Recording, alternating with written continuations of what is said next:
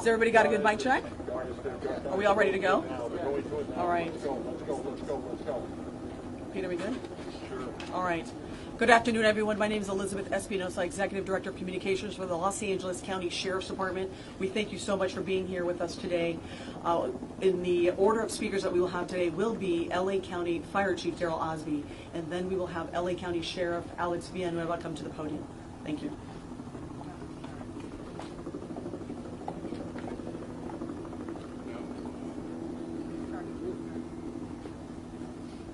Let's go live with Chief Daryl Osby of the County Fire Department. Good afternoon.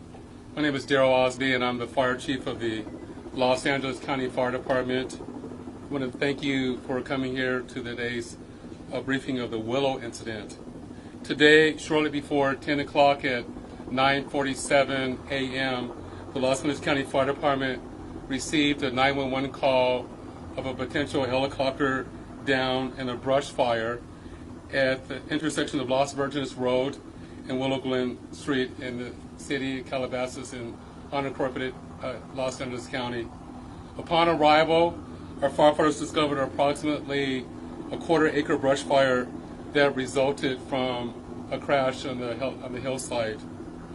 The Los Angeles County Fire Department initial response was 15 pieces of apparatus and 56 personnel that consisted of paramedics, engine company, heavy rescue, truck company, hand crews, and aircraft, and a chief officer to oversee the incident. Upon arrival, during the incident, and upon arrival of the Sheriff's Department, our two respective departments entered into unified command to handle this incident.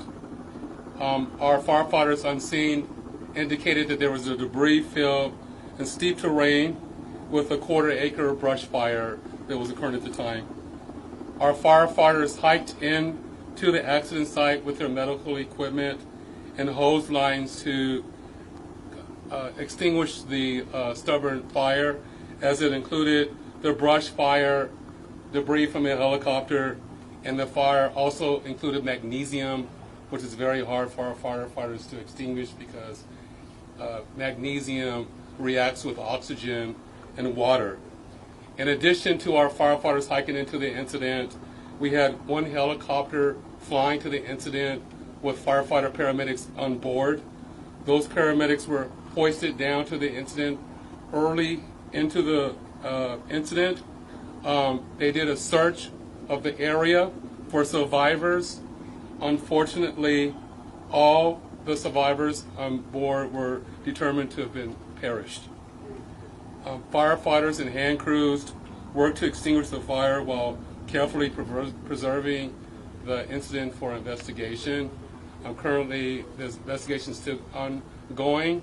I would like to turn this over to my sheriff to continue the press briefing.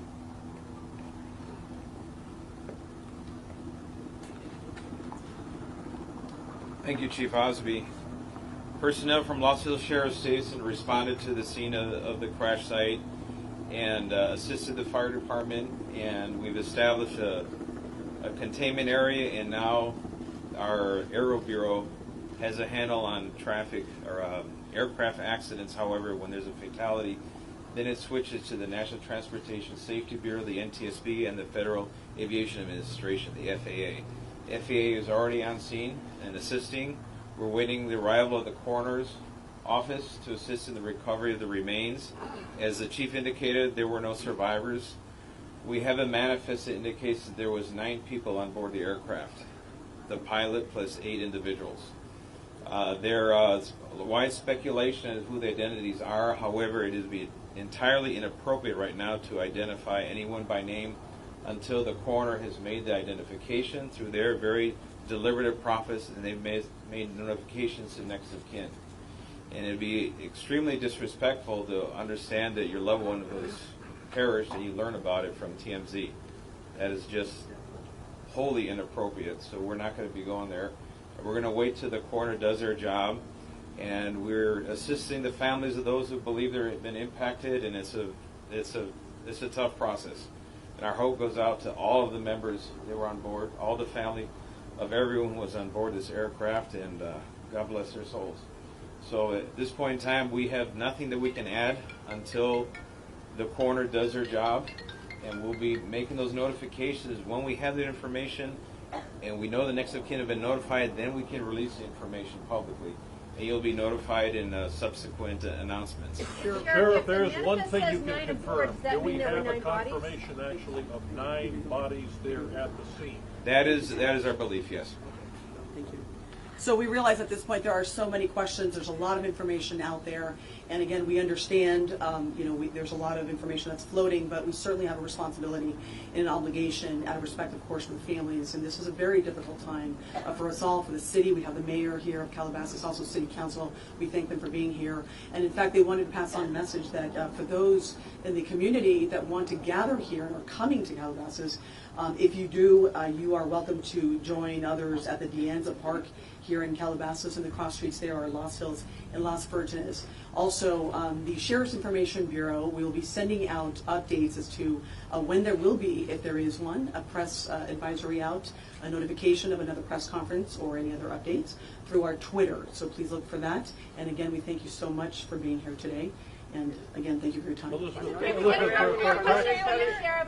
Sheriff, we have more. Sheriff, just a question quickly on sealing off the area. We know the NTSB has to be there to do that thing. Is the public going to be able to get anywhere nearby, or is a stretch of Las Virgenes going to be shut down for an indeterminate period of time? It will remain shut down for an indefinite. How big of an area? Any idea? Enough to keep it. Can you confirm there was heavy fog in the area?